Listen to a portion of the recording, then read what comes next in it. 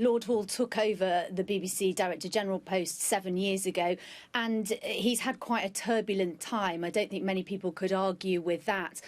There have been challenges over the very existence of the licence fee, the over 75 licence fees, the gender pay gap, not least the changing landscape of the TV industry. In this statement that he wrote to BBC staff, he said, "I wanted you to be the first to know that I will give my all to this organisation for the next 6 months, as I have done these last 7 years. But in the summer, I'll step down as your Director General.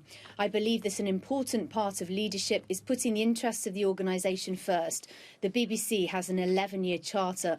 Our mission is secure until 2027, but we also have a mid-term review process for the spring of 2022, and it must be right that the BBC has one person to lead it through both stages." I mean, the biggest challenge to Lord Hall and his predecessor is going to be this licence fee issue.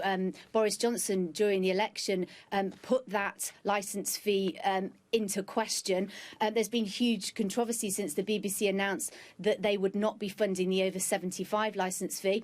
Gender pay gap has also been hugely controversial for the BBC. Carrie Gracie, the former China editor, resigned in 2018 over the issue. Just this morning it was announced that Sarah Montague, the former Today presenter, was awarded £400,000 and got an apology from the BBC over being treated unequally by the corporation for years. Earlier this month, Samira Ahmed also won an employment tribunal over equal pay. She won her case about being underpaid presenting Newswatch. And in September, Lord Hall had to reverse a decision to partially uphold a complaint against the BBC Breakfast presenter Naga Munchetty over comments she made about Donald Trump. And all this when the backdrop of the TV industry is going through such enormous changes, and there are such challenges from the likes of Netflix, Amazon, all the streaming services.